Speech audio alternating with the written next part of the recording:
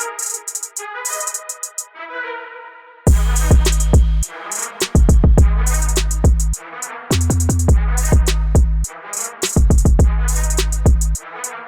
everyone, and welcome back to the Rise and Grind Podcast, Episode 2.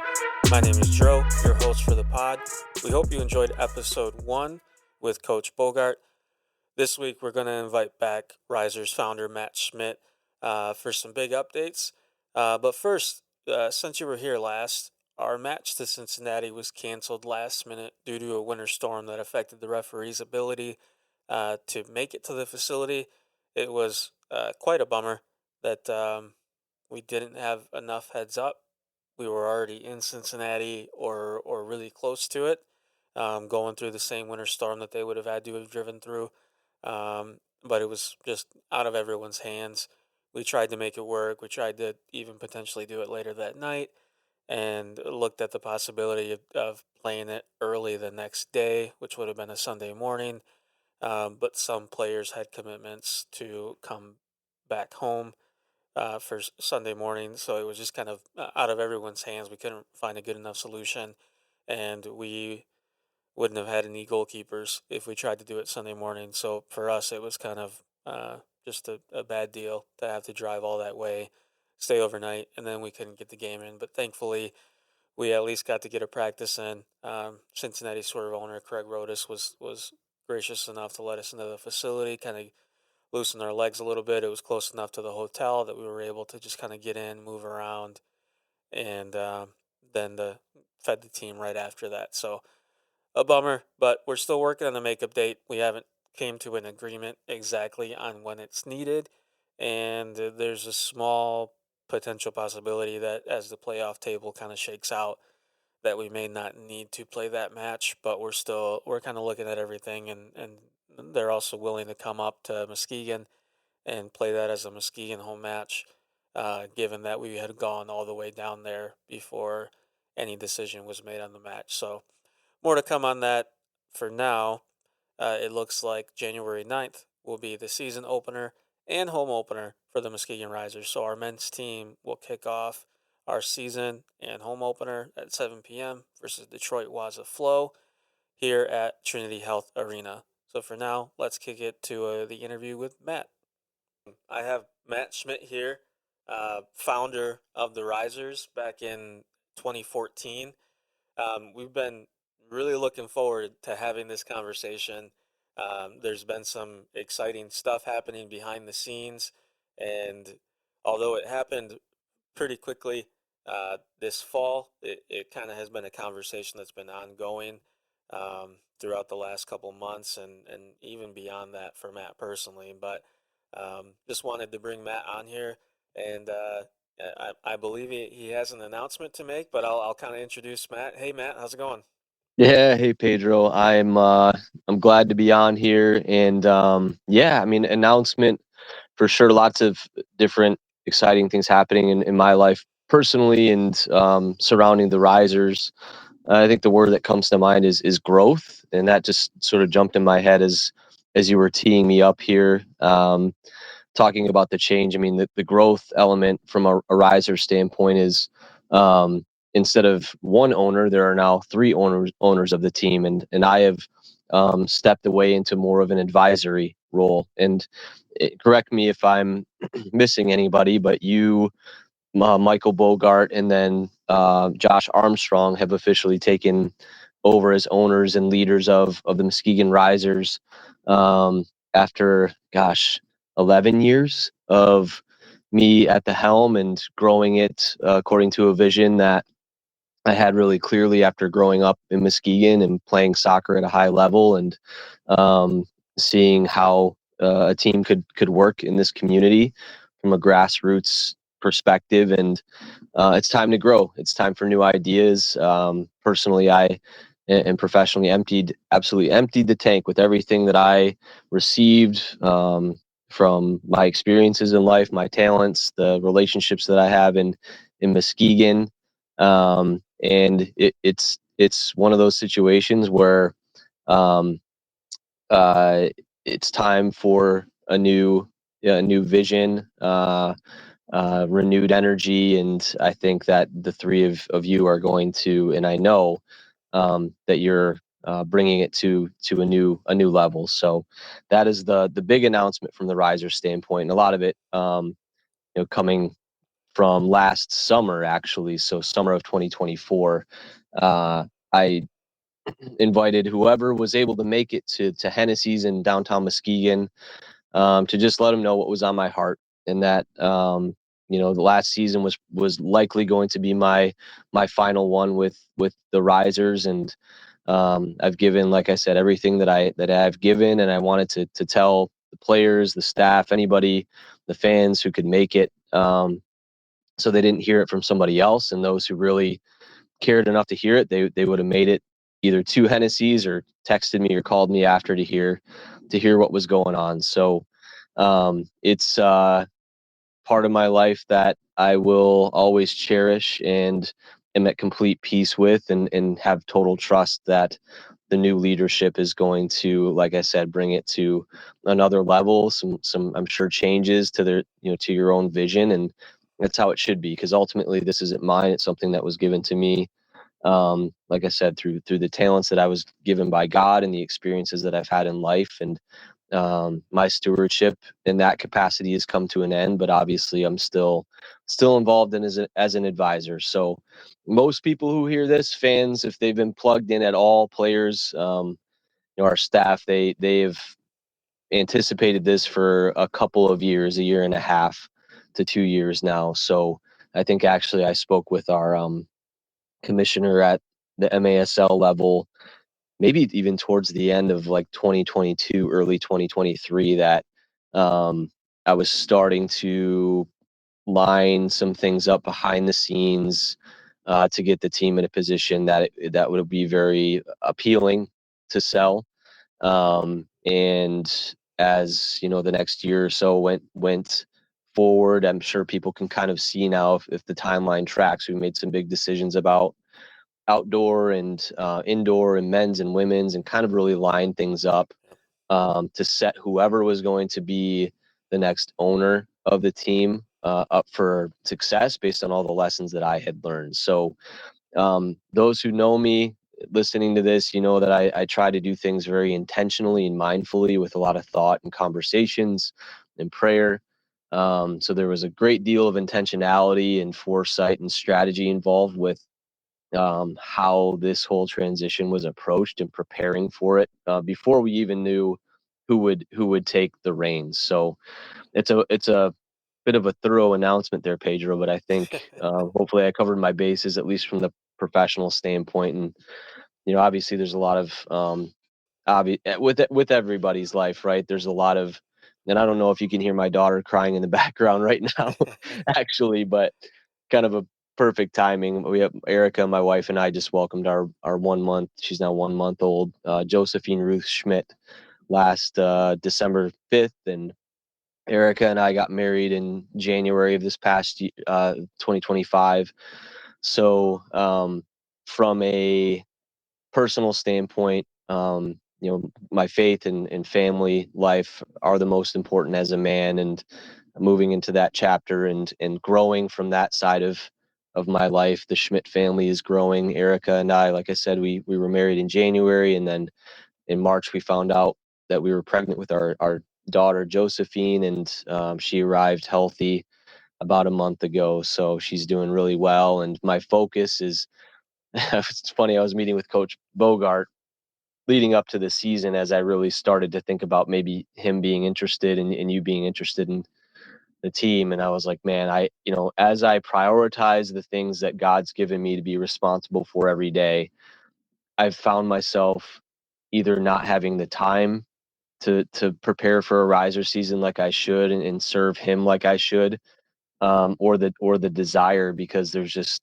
there's just different responsibilities now, and a man like Mike Bogart, I mean, he understood it. He completely resonated with it, and that was the second. We've had a few really good conversations leading up to that, where he has a similar worldview, being a man of faith, and we've been on the same page without even talking about some things that we thought about the team and the direction it should go.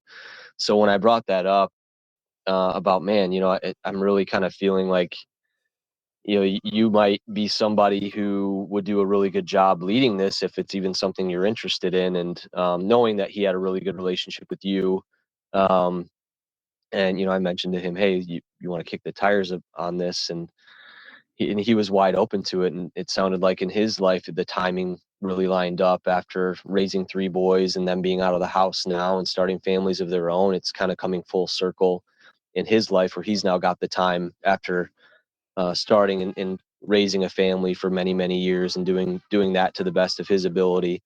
So it's just God's providence is a funny thing, as I often say. And um, just being honest and truthful and genuine with people and transparent is sometimes it's very uncomfortable because there's a lot of vulnerability there. And at the same time, it allows God to work. And I think that ultimately that's been the guiding force here, because it certainly wasn't my doing. I didn't choose to be good at the game of soccer. I didn't choose for everything to fall in place the way that it did for even playing indoor soccer in downtown Muskegon. I mean, it's so rare and such a flash in the pan opportunity that even came together when it did for the Risers to play indoor soccer, that I have to, just keep in mind that this is so much greater than just me coming up with something. It's involved a lot of people and a purpose much bigger than myself. So coach, he connected with that. He got with you and Josh, and um, you guys obviously have a lot of experience in the industry already, and that gave me a lot of confidence knowing really that you knew what you were getting into, and that you had the humility to kind of keep me on as an advisor, and you're open to my feedback on things and are seeking guidance when you feel like you need it. Is yeah, it's a perfect transition. So again, I just um, my daughter's just calming down. Erica's doing a good job. Yeah, no worries. But Slightly can hear it, but I think yeah, I think that's part of the announcement. yeah, it is. Yeah, she knew the assignment there. She got the script. Yeah. So yeah, but no, that's everything. That's a bit of a mouthful, but I think it's important for people to know the context and the joy uh in which all this is happening. And I mean, I can, since the moment we've been talking about this too, I know you're excited about it, and I'm really yeah, I've got a lot of I don't know, approval or excitement and joy around what I've already seen you guys do with some changes that you've made. So yeah, that's it. Yeah, well, awesome. I kind of just let you give the full in-depth view without me butting in because I think you deserve to kind of give your story and kind of share it from your perspective with all the work that you've done and really how careful you were about it because I know it's easy to be like, hey, life's busy. I can't do this. Somebody, come and grab it. But like you said, you started the conversation over a year ago, and I know if you were lucky enough to be part of the I won't call it the inside circle because it's not the inner circle, so to speak. But as this change was going on, and even a little bit before, there were people that I reached out to and just asked and tried to gauge their view on what they might think and really get their insight on the risers, so to speak, from their perspective. So um, it's been cool to hear people share their thoughts, share what the team has meant to them, and then kind of coming into it and somewhat making it our own. But the reality is that there's a lot of stuff that worked really well. You guys did a really good job building it. Everyone in the arena staff has done a phenomenal job of kind of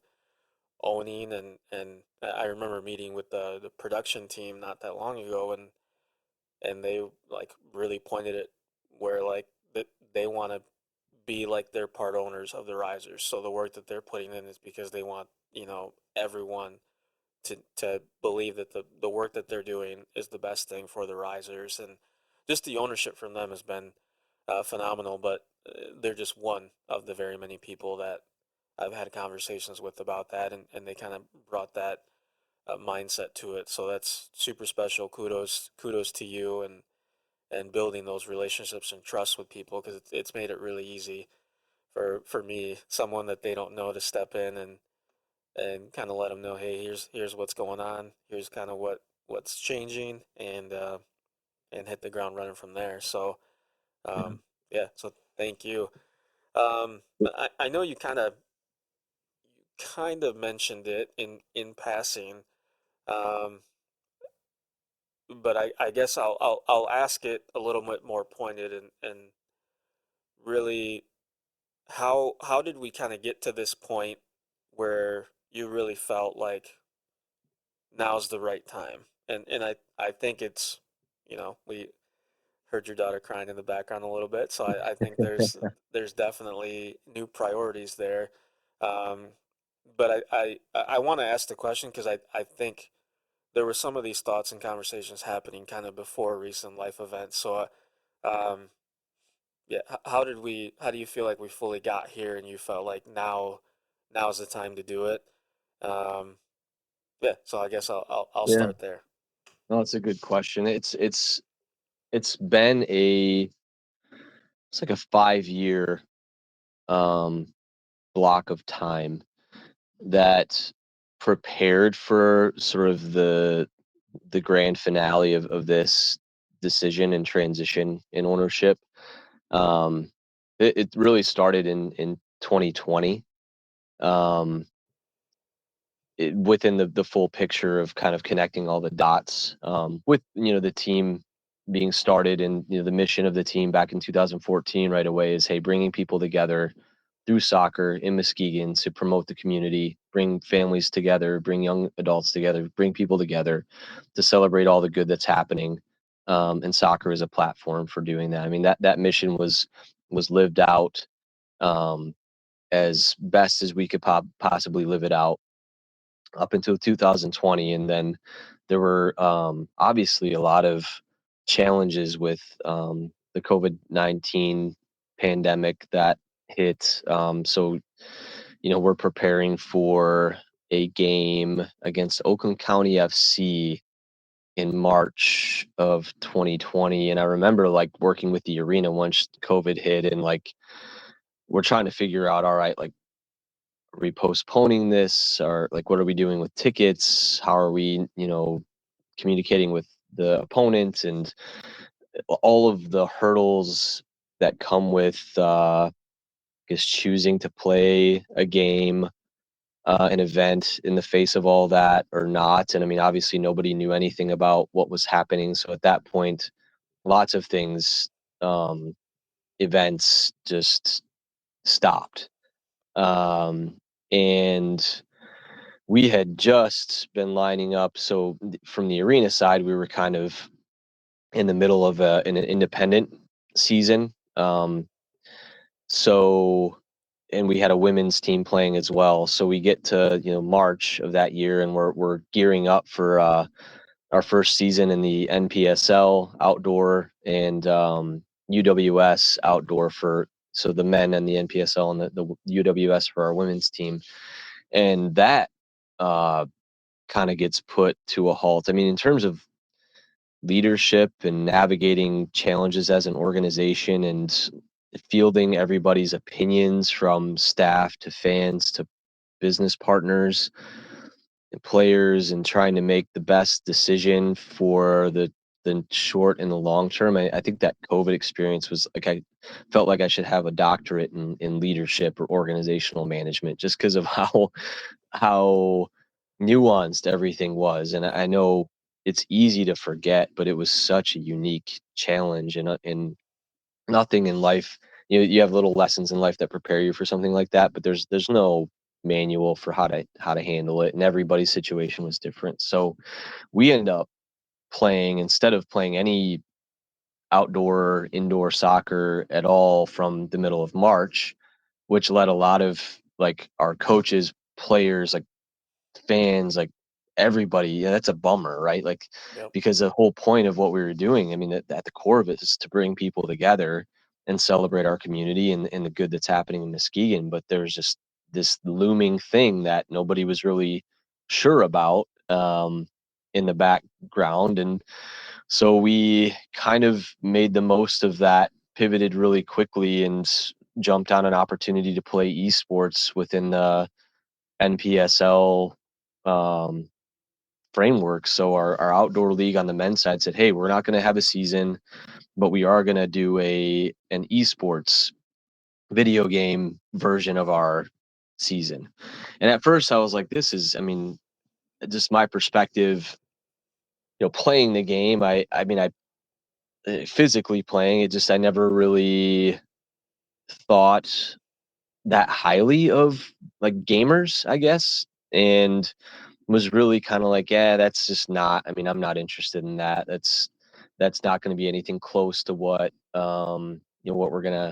what we would have had, and as an actual team playing in reality and all these things. So I kind of balked at it at first, and then the more I thought about it, I was like, you know what? Why not? Like, let's try and build something as if it were an outdoor team, and the only difference is instead of the games happening like in a physical arena, they're happening on FIFA. And you kind of alluded to it with the arena staff, but like the people involved with the esports were first class. They took ownership of it. Stephen Jones, like I went out and hired a head coach, and that head coach recruited players, and I essentially empowered our head coach to do whatever give him whatever he needed in terms of support to be the best he could be, which in turn allowed him to give the players what they needed to be the best they could be. Because yeah, essentially it was the exact same as a regular season, apart from us not physically getting together. So they practiced, they had different tactics, and he recruited, and we live streamed our games on Facebook throughout the summer, the typical NPSL season. um, and people had a chance through that to at least get together, um, chat with each other through different comments and chats and things like that online. So there was still this sense of community. But during that experience, I had kind of gotten to a point in my life where I was needing more personally than just like pursuing success from a business standpoint or sports standpoint. And um, I was reading a lot, listening to a lot of podcasts, just kind of looking for truth, looking for goodness in the world, beauty, all these things. And our head coach of the team, Stephen Jones, he was like a really positive guy. He went to Calvin, had like 6 kids, um, and was loving life. And he witnessed to Christ to me, and I don't really think he meant to. It just sort of happened very organically. And I just took that, and I was like, you know what, I'm gonna read the Gospel of Matthew, just to see what's going on here. And I grew up as a Christian, and just kind of got away from the church a little bit during college, and then completely after college just wasn't really something that I felt like I needed, and got to a point in my life where I was like, yeah, I feel like I this is what I need. Everything that's being you know written in this and stated, it's all true. It's all ringing very true to me at this point in my life. And so I just kept digging and researching, and found my way back to my faith, and started attending mass at St. Mary's in downtown Muskegon here. Um, and I tell that story because when you have that kind of revelation, and you ground yourself and order yourself towards God in that way, he then sort of transforms and calls you to what he knows you should be doing. So the priorities like gradually shift. Yeah. They just Yeah. the when it's like the parable of building your house on rock versus sand. The rock was now very, very clearly present in my life, and through prayer and reading scripture and going to mass and listening to podcasts, it's, it starts to really become clear in terms of a relationship with Christ and what he desires for your life. And um, within I guess the Christian tradition, there's kind of a few ways that you can go in terms of your vocation. And for me, in that 2020 going into 2021, while I'm still serving the community of Muskegon through soccer, it's like this isn't the end for me. Am I called to be a husband? Am I called to be a priest? Like what is God calling me to in within his vision for my life? And so I I really took those questions seriously. I kept moving, walking forward with the team into 2021. And at that point, restrictions had been lifted um, from COVID a little bit more. Obviously, we hadn't had an outdoor season that whole year of 2020. The esports season was a huge success. The team was the first ever Risers team to make the postseason, to make playoffs. Is that um, Risers team, ENPSL team there, that's a really fun Yeah, fact. and those game films are on YouTube still. I Yeah, came across those the other day. They're pretty cool. yeah, yeah, yeah. So I mean, at that point, we're transitioning in 2021, and we're just trying to get some momentum, which thankfully didn't completely stop through COVID, and so we ended up putting together like a 3-game invitational in the arena. And that break with COVID, I mean, it gave me a chance to do a lot of organizing and refocusing in my own heart, but also with everything that I was working on. So, as I was receiving more of this truth and this solid foundation, I was then pouring it out into the things that I was working on. So, just adding a little bit more uh, fine tuning to different ways that we were operating, and kind of shifting even more so how I was looking at the people involved with the organization, how I could serve them as Christ serves his church. And uh we go into 2021, and um we've got a pretty good framework at this point, and we're inviting people from the professional ranks, because the MASL was, some of those teams weren't playing. So we had this platform, this Corvette, like this well-oiled machine that was just built and ready for the best of the best to come in and really enjoy it. And so we got, guys like William Bonaheny from the Milwaukee Wave, and Marcel Berry from the Harrisburg Heat. I think he's at St. Louis now, and some other MASL guys in conjunction with our local guys here. And man, we put a heck of a product together, playing Colorado and Fort Wayne, and I think Cleveland came to town as well during that period. And I think people saw a glimpse into the future of what our operation, our production can be. That was the first step towards like a very, very tight production off the field, combined with product on the field, in terms of the type of player that could come in and really appreciated the experience, and was saying, these guys have been all over the country, and they're saying this is a top 5 arena in the Yeah. country. San Diego Soccer's come in. I'm getting ahead of myself a little bit, but the next year, and the guy says this is the best arena soccer environment I've ever seen, I've ever been a part of. And that's a guy who, at that point, he was an assistant. He'd been with them for 20 or so years, and so it it kind of made it very clear where the future of the Risers was going to be. Um, as the outdoor side of things and the indoor side of things evolved, it was almost like a different sport with how different the experiences were. And it really is, right? Like there's a different there's a difference between the game of indoor soccer and arena soccer and outdoor soccer. It's almost like a lot of people will say it's like the best of outdoor soccer happening more often with the tight spaces and the creativity and the fast pace and the goals and Yeah. things like that. It's like hockey to people here. I mean, so that really put me in a position going from 2021. I want to say we played.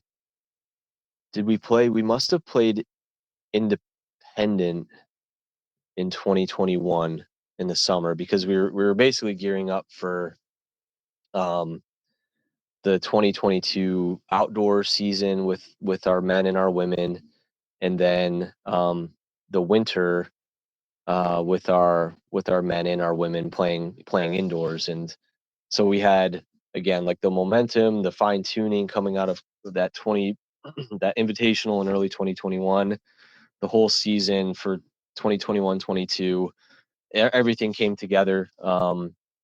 We were able to host playoffs in the MASL two by like a goal, like 1 goal differential. I mean, that the odds of that are so rare. So we end up getting a home playoff game against Chicago, the Chicago Mustangs, and we had just beat them for the first time ever that season. We beat them twice at home. I think they beat us twice away, but they beat us the one time it was like in overtime or something like that. So we end up getting the Mustangs at the end of this season, and it's our best season for indoor that we've had for men that we've had in the history of the men's arena team. And our head coach at the time, Ben Ritzma, I mean, he's been there with me. He was my high school coach and helped open doors at U of M when we would go to camp there during the summers in high school. And I credit my being having that opportunity to him wanting to bring his team to the University of Michigan, and then being recruited by those coaches going there. He was right there with me. Um, as the team started for the first time, he didn't feel good about coaching it quite yet, but he was there to kind of really bounce ideas off of, and was really excited about it, and had coached the first ever Muskegon Community College team, and was just a guy who was very pro Muskegon and loves soccer too. So he had been on the ride with us for 8 years at that point, because he took over in the first ever indoor game in 2015. He started coaching, so he's 7-8 years in to his coaching career with us. And um, I was so happy for him and for the guys who had been with us for so long, that wow, like we made the playoffs and we're hosting this playoff game, and we just beat the Mustangs pretty handedly um in that playoff game, and now we're going to host the Final Four. And so it's April of 2022 at this point, and we're hosting San Diego and Omaha, Cleveland, and then Muskegon are in the Final Four of the MASL2. And it was an awesome semifinal against Cleveland. They got us at the end there, but I mean, I've never heard the arena so loud, and the production. Yeah, it was Um, such a good game. yeah, the production on the field was awesome. In the stands, like the environment of the game, it was electric, and people left there, and the whole season, I think the impression, and this is what one of my friends had said, is like, man, they've really got their act together, like they've really got it together. And it was true. Like we had taken a step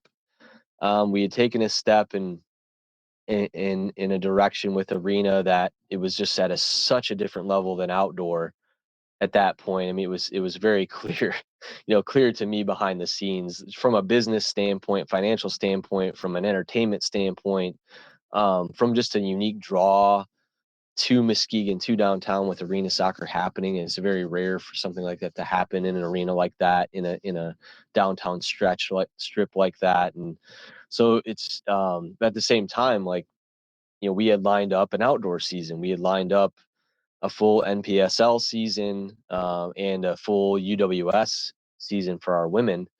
Um, so we lose that game against Cleveland, and we see it through. We still have to host the San Diego versus Cleveland game on Sunday.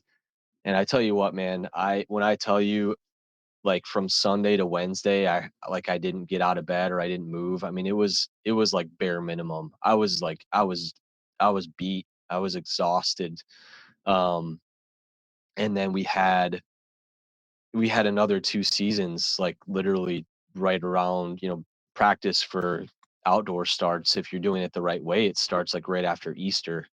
Um, so I mean, I maybe had like a week off, and then it was um, back to a season and preparing for a successful outdoor season. And we went to the national semifinals again. Like we went for our men's team. Stu Collins, his first, time being a head coach for the Risers. He was a longtime captain, and I value Stu's friendship and guidance a lot during that time. I mean, he was a guy who he's a brilliant coach, exceptional mind for the game, and a leader of men in a kind of environment like that. And I was so excited to pour everything that I had into him to see what he could do. I wanted Stu to be successful, not only just for the Risers, but just for him personally, because I knew he had it. I knew he had it in him to lead a team as a head coach at that level.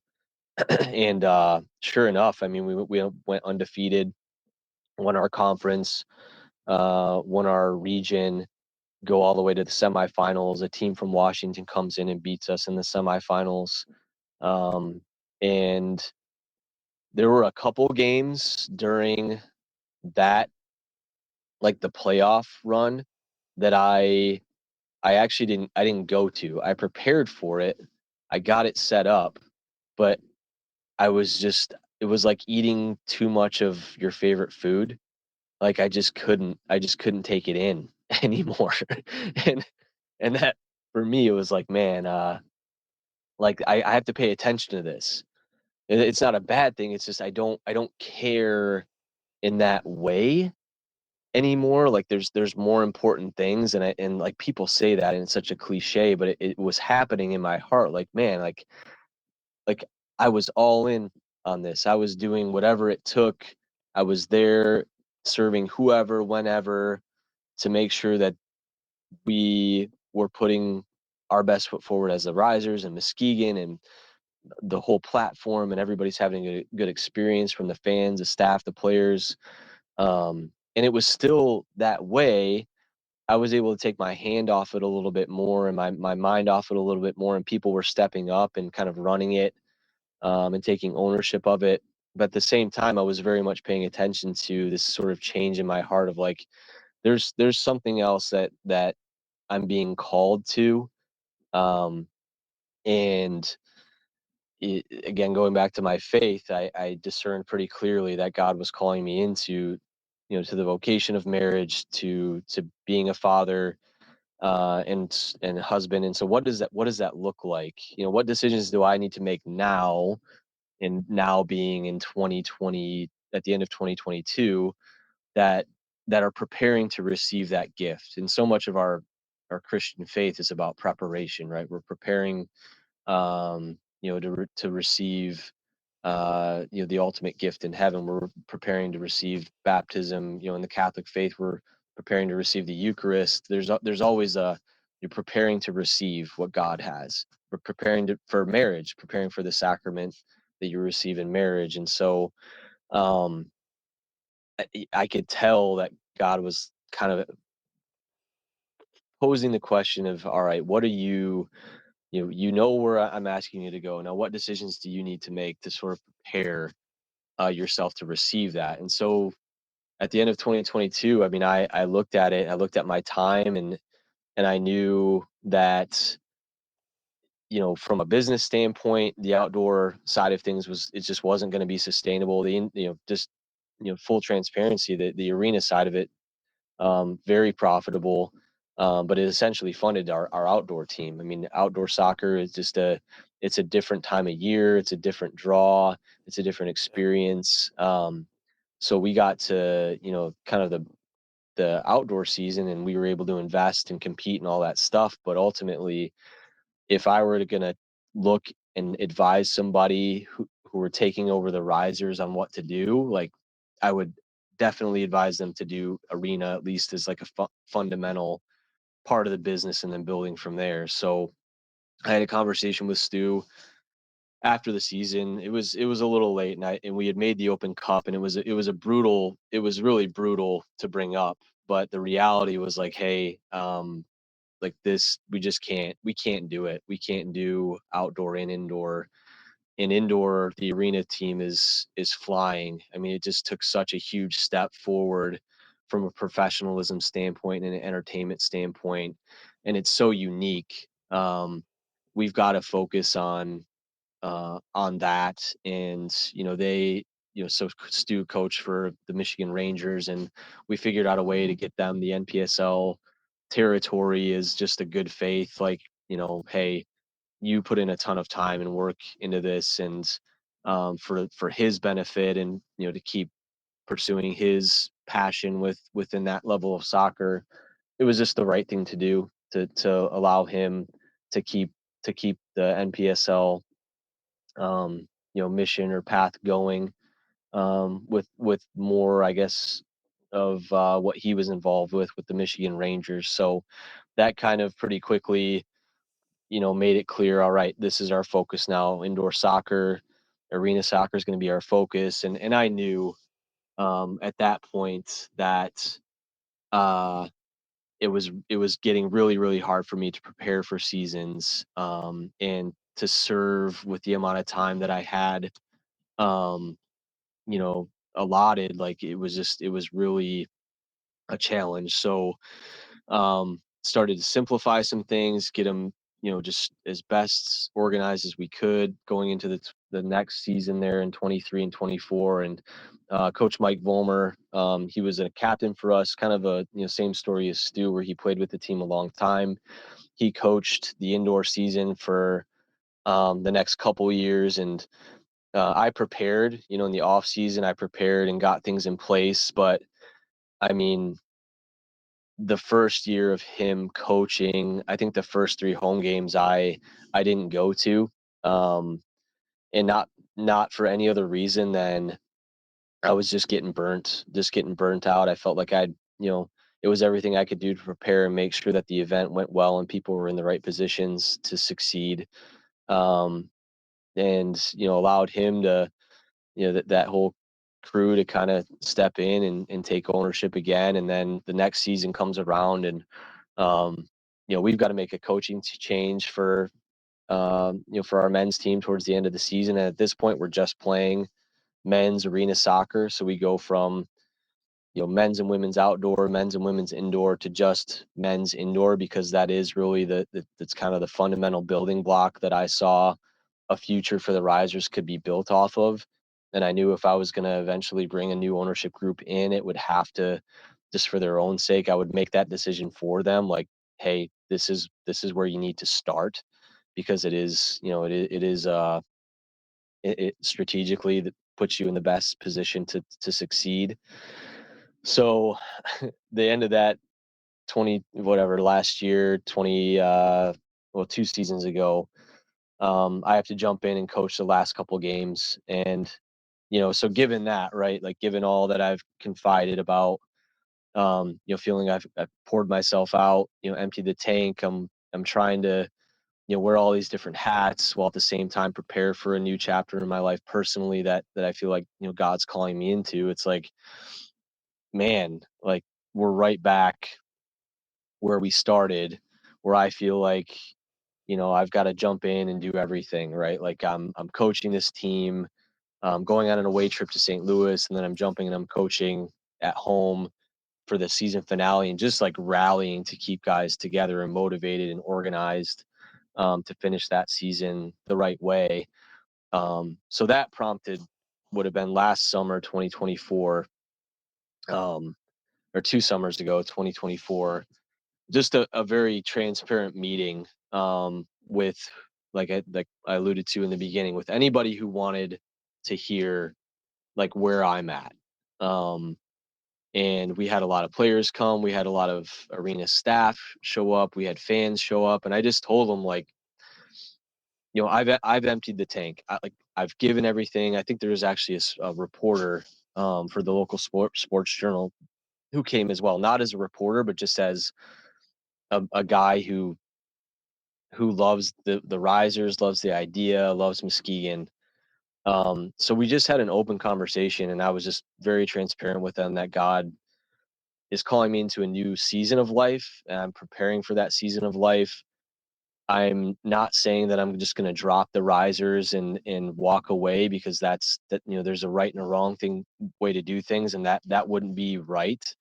But also just letting them know that I'm going to have a lot more active conversations about a new ownership group, because my heart, like, it's not in it, and there's nothing anybody could do. Nobody did anything wrong. It's just, I think at a certain point you have to understand when it's time, and when you feel like you've emptied the tank and you've given everything that you can to something. You can't prepare, as like, it's harder to prepare. You're not finding the time to prepare, not because you're off doing reckless things, but because you're doing other things in your life that have taken more of a priority. It's like, okay, like, maybe there is a new chapter on the horizon. So just had that completely point blank conversation with everybody at Hennessy's there. Um, and I had no idea what the path forward would be, but I knew that if I was just honest and truthful, that things would start to work. And had a lot of people reach out inquiring about the team after that conversation. I want to say I probably had like 6 or 7 potential ownership groups, like, sign NDAs and look over the financials and all those things. But either they were interested, and it wasn't so they weren't interested. There was a handful that weren't interested, but there were a few that were very interested, but it just wasn't a fit. And I think that process helped me to realize, okay, this is what I would look for in in a new owner. And nothing against the people that reached out. It for me, what it revealed is, one of those things, you go on a journey for so long, and you're in such a unique place, you sort of forget how unique it is, and it takes a very kind of unique um, person to understand where that place is, and take it to where it needs to go next. Um, so, I'm having those conversations kind of behind the scenes. People know, at this point, just in case the word gets out to our players or something, or like, they know what's going on, and they're not freaking out like, oh, the team's going to be sold, they're going to move, or, Right. Matt's going to drop it. Like, at least they know what's going on, and they're not, they don't feel like something's happening behind their back. Because from my perspective, it's without the people, like, we don't have a team, we don't have a business. So even though it's not from a legality standpoint and a risk standpoint and a personal time and investment standpoint, it's not theirs.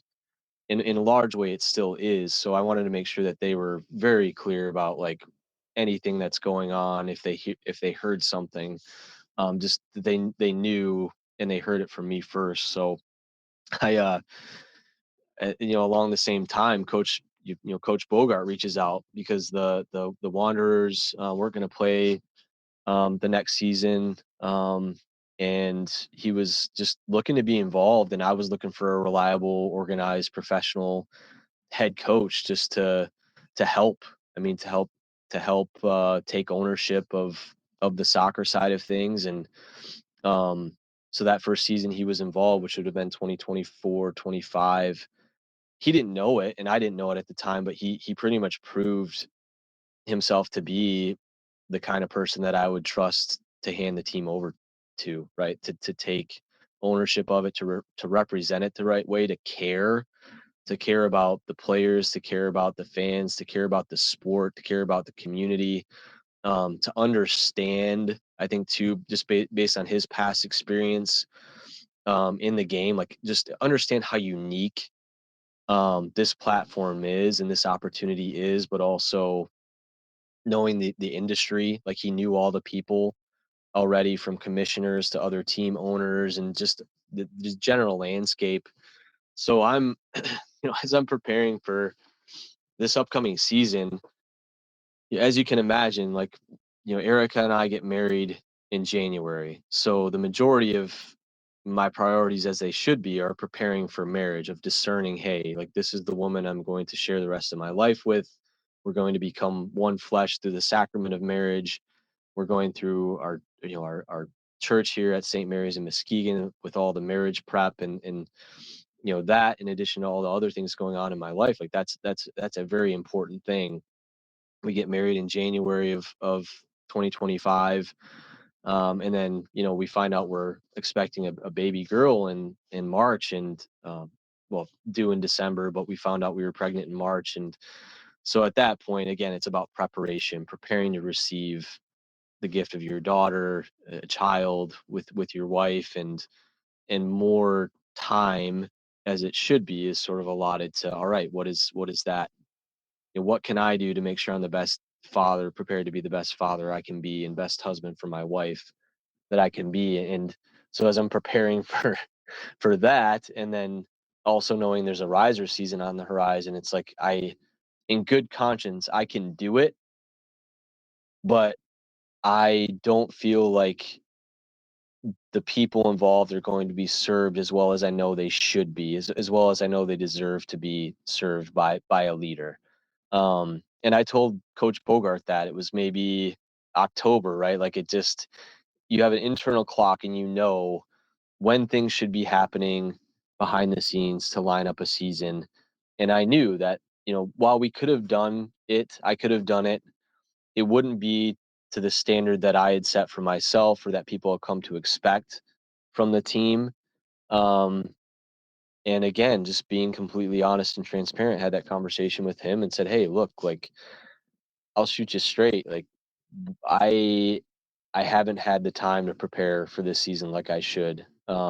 I know you've got it. I know on the soccer side, you're doing what you need to do. Just know that XYZ is going to be need to be shifted around a little bit, because I just haven't had the time to go out and do the things that I know, like, usually I would be able to do. So I said, with that, like, I'm happy to continue as an owner, as a leader, um, because this is such a good thing for so many people. I'm not going to just shut it down, because that would just be a selfish move, and it would fly in the face of everything that so many people had done. But also, like, hey, if you're interested, I could see you owning the team alongside Pedro. I mentioned your name right away. It just seemed like something that might make sense. And, to hear his response of the timing of it, and sort of what was on his heart, and wanting that challenge, and his wife looking, to maybe help out a little bit too. Um, there was so much peace with that, right? I mean, I took it to prayer, and had discerned for quite a while that, God was reordering my life, like I said, and calling me into the sort of new chapter. And really, as time moved forward, presented, the solutions with what I feel are the right people in the right places to take over. And yeah, and then to discern what's next for the Muskegon Risers. So it was, like I said, I'm pretty intentional. So this was 5 years in the making. And even from the very beginning of the team, I always built it with a mindset of, if I'm not around or something happens to me, can this operate by itself? Or if somebody were to look at the financials, or assess the brand, and look at the audience that we've built, and the way things operate, like, would it be a no-brainer to take over? And I've always kind of thought that way. Um, so the fact that we're here now, again, it's the word preparation comes up. It certainly has been something that's been prepared for quite a while. And I would rather be, a phone call away from you, or a text away from you, with plenty of advisory, skills left in the tank, and perspective left in the tank, rather than not being around and not being able to help when needed, with something that means so much to so many people. So it was not easy. I mean, I say all this like, I just haven't had the time or the priorities have shifted, but that still doesn't mean it's not like an emotional, very emotional experience. It's, I would imagine maybe it's like seeing a child graduate and move on and start a different part of their life. I mean, you just pour so much into something. But at the same time, I trust that the timing is right and that the right people are in place to carry it forward, and I'm only a phone call away. So That's awesome. Yeah, it's cool to hear kind of your walk through all of that because we've been really since what 2020. You and I have gotten closer, and yeah, just hearing your faith journey walk through that whole process, which I was aware when it was happening because you started to ask questions, yeah, and certainly we're just kind of a sponge to everything through your kind of faith walk, and it was cool to see that.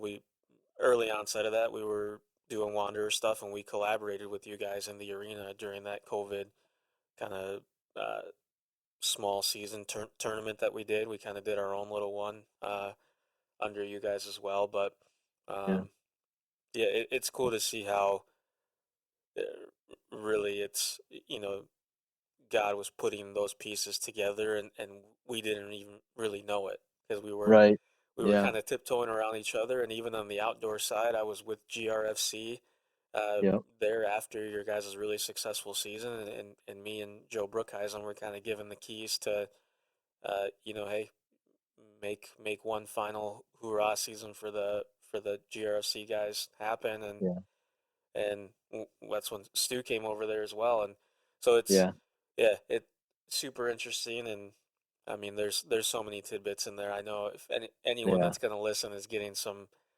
cool historical insight and kind of day to day, so to speak, yeah, of what goes on here. Because yeah, there's a lot, and because it's a winter sport for the most part of focusing on arena, um, yeah, you kind of miss it, but there's a hmm lot that goes on into it and putting these things on. But we're coming up on an hour here, so I think there's a couple more things that I did want to ask you that I think will just have to be another episode down the road because there's like some sure, historical riser things that I want to ask you and I want to learn myself. So I'm gonna save some of those.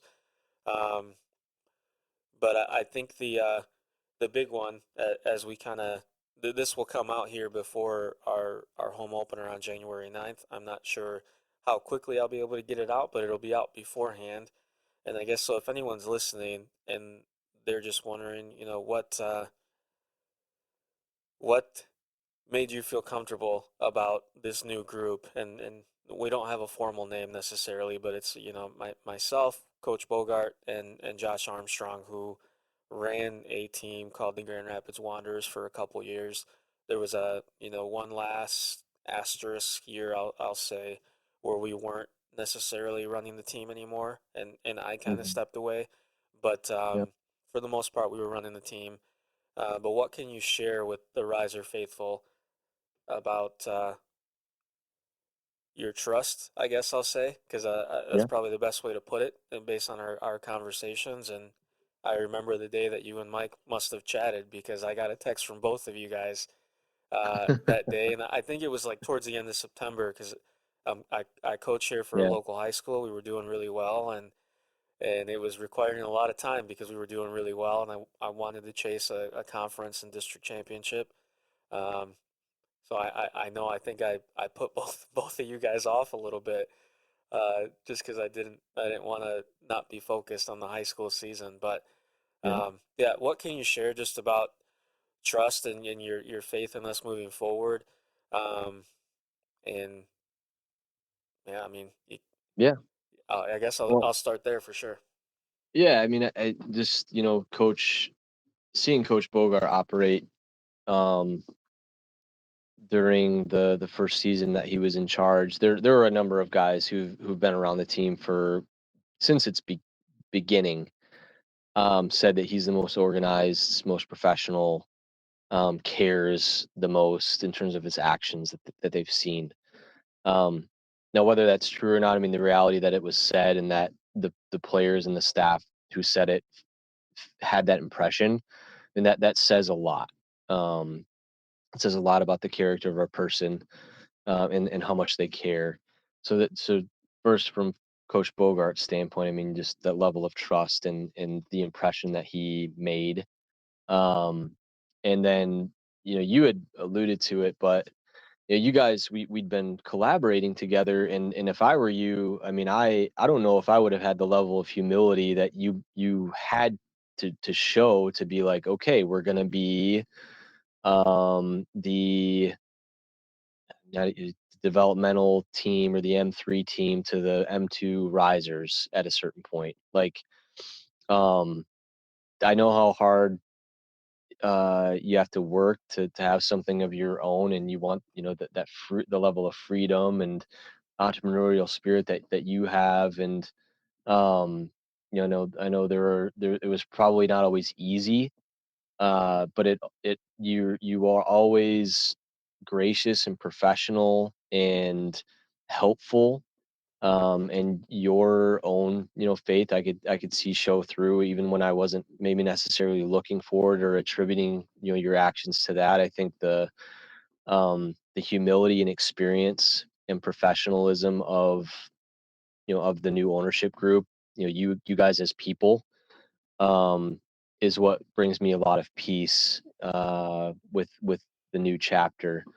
Um, and there is something to be said too for kind of cutting your teeth at a different level, in a different space, that maybe doesn't have the resources. Like I mentioned with the arena. I mean, you guys, I'm sure you were you were sitting there saying, "Man, if we only had right, if we only had that." Yeah, And yeah. I could see it. I mean, all the other, because I mean, when you operate a team and people are doing things and it makes you scratch your head. And I won't name names of clubs, but there are plenty of clubs that have come and gone. Um, really, since Detroit City like inspired all of us, right? Like the 2013 or maybe 2012 when they first started. But there was a wave of inspiration in clubs that were inspired at the grassroots level for a number of years. And it's like, okay, I feel like I know a little bit about how to operate at least a business going, you being profitable or being responsible or sustainable. And like that doesn't really add up to what they're doing, and what's happening, and what I see them spending or how they're traveling or whatever. And I always appreciated how it seemed your business sense. It lined up with how I thought. Um, so that your business sense too. I mean, yes, a lot of people are passionate about soccer, right? Like it's easy to get excited about owning a team or being involved with the sport, but the business is the bedrock of it. You got to be smart. You got to make good decisions, and that comes with the relationships of serving people and all that. But the numbers are the numbers, and you've got expenses and revenue, and you've got to make sure that things are balanced and expectations are set, and you navigate all that. So yeah, I would say, to close that thought, is for sure that the business sense that I've seen you demonstrate, and I trust that Coach Bogart has, because of the way that he carries himself, just with little things, side projects that he wanted to do within the team, whether it's like a little camp or holding a tryout for women's team or whatever. He understands the numbers side of it too. So, from a fan standpoint, a business partner sponsor standpoint, people can feel confident that their hard-earned dollars are going to be looked after, and you're going to be good stewards of that. So that all comes together to make a really exciting future for the team. Yeah, well, thank you. I appreciate that, and I'm excited. It's been hard to keep this from some people, since November, really, when we kind of took the keys from you and got going with things. But I'm super excited to be a week out from our home opener and just seeing what new changes we can make, what uh, just the different things that could come down Yeah. the road here. I mean, and to be honest, there's a lot of stuff that we've just started talking about that we will probably hold off until next year and kind of have a full off season to prepare and do it the right way rather than kind of Yep. rushing some things and not doing it as well. But super excited. Thankful for Mike to kind of facilitate that because it really was him kind of jumping on board, earning your trust as well, and kind of bringing us together. Um, that led us to where we are today, I guess. So Yeah. that's awesome. So I guess my closing question for you will be, what's next for Matt and the family? Well, and there's so much. So if anybody's listening to this and wants to reach out and get a coffee, like that's pretty much where it has to go. But uh, I, along with feeling that call to my vocation as a husband and a father, felt the call to kind of get away from more of the digital work on a laptop that I've been doing really since I graduated school, doing digital marketing and consulting. And I'd gone on a couple mission trips helping rebuild people's homes, and just felt very alive during that time. And as an athlete, you're always moving around, right, with your body and space, and building and renovating felt very similar to that. So a couple of years ago, I started taking the builders course through the state of Michigan, and this past year passed the builders exam. Um, so ironically, my wife Erica, she comes from a family of builders. Her dad is a builder, and builds homes, manages properties, and God's providence. Yeah, like I said, it's a funny thing because before she and I even met, I was being pulled in this direction. I could tell by our Lord saying, "Hey, I want you to learn how to do this." And so I did, and I passed that exam and got my license, and am working within the family business, doing building and property management. So from a work standpoint, that's what I'm up to. um, and then my family, right, is the first three thoughts in the day is Jesus, Erica, and then our daughter Josephine, making sure that I'm serving them first and foremost. And it's kind of funny, the priest at St. Mary's, around the time when it was really very clear to everybody that I was actively looking to sell the team and finding a right fit and all those things. He approached me about helping train our altar servers there. So it's a group of boys who basically act like a team. There's different moves at different times during the mass that they've got to make, different steps, different gestures. Um, so it's just funny, like the new team that I'm You sort made a of little production sheet for the altar servers. yeah, yeah. It's funny because it is. It's every mass. There's some variety here and there, but typically it's the same movements that are expected to keep the order within it. And the boys um, learn it, not only the current group, but then my challenge was to train and recruit more. So I've been almost like a general manager, because my brother-in-law, he's actually from Poland. He grew up in the Capuchin monk order, believe it or not. But he's a savant he's like I would say, like the Stu Collins of altar server uh, technique, and just knows how to coach. So I've been like the general manager, recruiting kids and doing the administration and organizing things, and he's been coaching them. Like I've been That's organizing awesome. the practices, and he's been coach. So it's just so funny, Pedro, how yeah, there is a little bit of trust, a lot of trust that has to happen. But building your house on rock, building your life on rock, and trusting that, and knowing you might not know what's going to come, but it's going to be good, and it's going to lend itself towards God's glory ultimately. Like I guess that's what I would like to end the conversation with is like everything and that we're talking about points to him and points to all the good and the beauty and the truth in his creation. So that's what's next for me. That's awesome, man.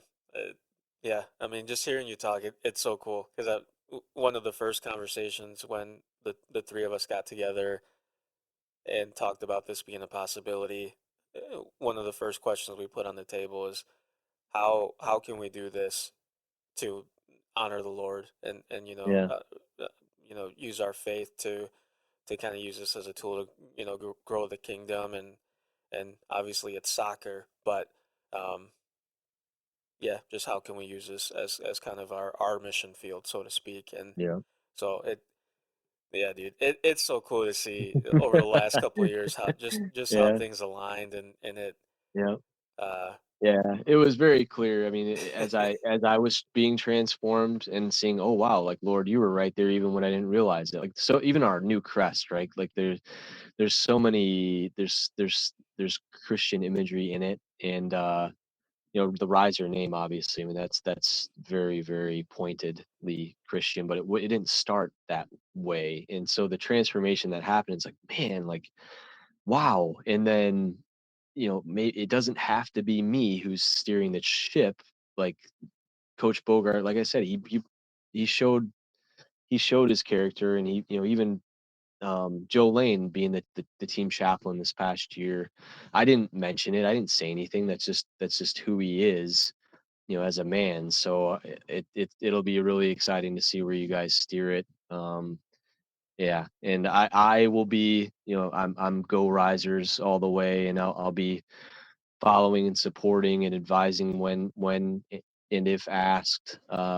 So I would just make sure that anybody listening, the fans, players, sponsors, like this staff, um, yeah, if it's on your heart to continue to do it, I mean, I know that people they love the risers and they want to take ownership in their own way of it, and that is really exciting to see carry into the future. So that is for sure. That's definitely the biggest thing I've learned in just a month and a half is people really care about this yeah, outside of you and I and Coach Bogart. So yeah, that's awesome. Well, Matt, thank yeah, you for your time, and we'll definitely have to bring you back because there's yeah. definitely a couple more things I want to ask, but I guess we'll leave everyone wanting a little bit more, and next time we'll jump into the history of the team. So thanks for your time Awesome. today. Yep, sounds good. Go Risers. Thanks, Matt. Thanks for your time and commitment to the team and the community. I know I can speak for myself, Mike, and Josh that we're excited to carry the torch and continue the mission that you started with the Muskegon Risers. So thank you so much for your time. Excited to have you back another time where we can kind of dive in on the history and how the Risers became to be. So excited to dive into that at another future episode. Reminder for everyone, our men's home opener is January 9th. This is our 2025-2026 season home opener as well for men's or women's, but we'll start in with just a men's match January 9th, 7 p.m. You can get those tickets now at muskegonrisers.com/tickets. You can still, for now, buy season tickets and single game tickets. You just will not get any of the extras that come with the season tickets as those items have already been ordered, but you still get the discounted rate per ticket. We also have group rates for groups over 20 people. If you have a group over 20, please reach out to us at hello@muskegonrisers.com and we'll get back to you as soon as we can. We do get an influx of group ticket emails right about now. So if you don't hear from us within a couple days, if it gets that far, please follow up just as we're kind of working through those requests. And they really are first come, first served, and first group to fully commit to it is kind of the way that we're taking those. So we have party decks and suites available as a part of our group outings. There are no meal deals this winter. The concessions group has decided to go away with that for this season, but we're working on something for the following seasons as the new ownership group just came in as of November 1st, so we didn't have a ton of time to dive into some of those little details, but we're excited to find the solution because we think that those meal deals were great for the fans, but we understand that they may have not been great for the staff and the one concession stand that we have in the arena. So we're trying to find the right balance there. More to come there. Again, if you have a group, email hello@muskegonrisers.com, and that's the best bet to get an answer on those. Our women's team will also begin action on January 24th at Trinity Health Arena. They're only playing a home game schedule this year, so super excited about that. They'll play January 24th, January 31st, and February 14th in a doubleheader format. So if you buy one ticket, you get access to 2 matches for the one price. It's pretty cool. We're excited to bring that back. Again, their home opener is January 24th. So get your tickets for that. If you buy season tickets and or a suite or party deck, you are able to get access to those spaces for both matches. So pretty cool opportunity, I think. I will mention one new rule that the arena has placed on the club this year, which I know is going to make some people upset, is that there is no big player tunnel at the beginning of the game. They have really gone against that and listened to fire marshals on getting that many people through the small door to get onto the field is just a big fire hazard. So for this season and likely beyond, there are no player tunnels that, as we once knew it, where all the kids could run down, make a giant tunnel. It really got too big. It was getting a little out of control and hard to manage all those kids getting down and out of the field in time. What I will say, we are offering that to our group outing groups. So if you have a team coming in and you've got 20 to 30 kids on the roster that you guys want to make a player tunnel, that's manageable, and that we have been approved to still allow as a player tunnel. So if as you're booking group outings, please ask about the player tunnel, and I'll make sure that we kind of note you. We're limited to one group, so that 20 to 30 is kind of the max people that we can have doing it, because we want it to be a good experience for you guys and the players at the same time. So just know that. As well, the beloved post-game autographs on the field, that is going away. The arena security and staff has they've fought against it for a while. I'll say, even me as a casual fan beforehand, I know that there was a lot of hesitation on allowing it to happen, even with the timed amount to get on the field and get off the field. But they are going away with that this year. So what we're going to do is, after our men's game, we're asking everyone to just come down to the edge of the wall, and our players will make their way around the field and make sure that everyone can still get their autographs and pictures with the fans. That is a bummer. We understand why.